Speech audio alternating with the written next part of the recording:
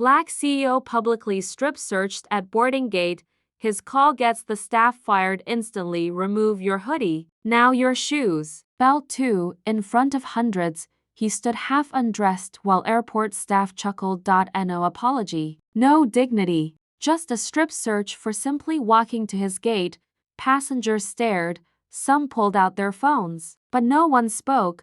What they didn't know was that he wasn't just a traveler. He owned what they feared, and one call would make them regret everything. This isn't just a story about racism. It's a reckoning. This is the hidden billionaire.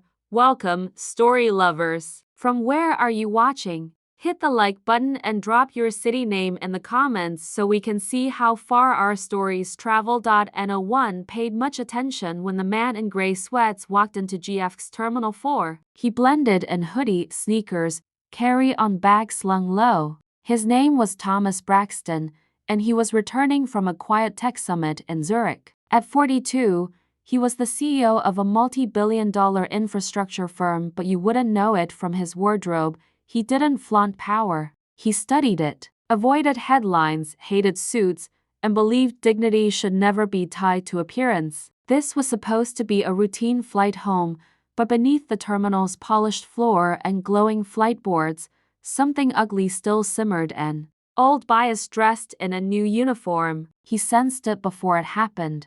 The glances, the whispers, the shift in tone. Thomas wasn't a man to create scenes, but when pushed too far, he had the kind of power that didn't just talk, it erased careers. As he approached the boarding gate, a uniformed TSA agent stepped into his path. Hand up. Random screening, she said flatly, already pulling on gloves. Thomas nodded calmly, used to the charade, but this time felt different. They pulled him aside, first his bag, then his shoes. Then came the request.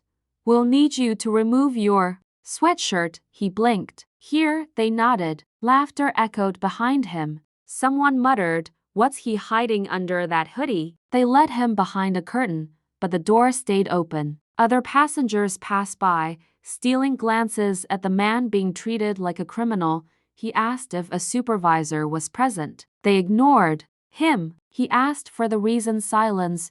He stood there in his undershirt, beltless and shoeless, surrounded. When they reached for his waistband, his voice dropped. I wouldn't do that. Then he calmly reached for his phone. One contact, one call. 10 seconds. On the other end, a woman answered. Yes, Mr. Braxton. He said just 3 words. Activate Protocol 3. The agent laughed. You think a phone call's gonna stop us? She didn't see the notification on her phone screen. Access revoked. Effective immediately. Neither did she see the airline's VP stepping out of the elevator just beyond the gate, marching toward them with fury in his eyes. Before Thomas even finished lacing his shoes, 5 corporate security officers entered the terminal. One handed a sealed envelope to the lead TSA agent. She opened it, and her face paled. You're being relieved, they said flatly. The airline VP arrived moments later, flanked by HR and a federal compliance officer. Passengers stared as names were read aloud. 3 TSA agents, 2 airline supervisors, all placed on immediate administrative leave, pending termination. Thomas didn't raise his voice once. He zipped up his sweatshirt, picked up his bag, and headed toward first class as staff scrambled in confusion. One agent asked, who is he? A nearby passenger whispered, he owns the company that just bought your terminal.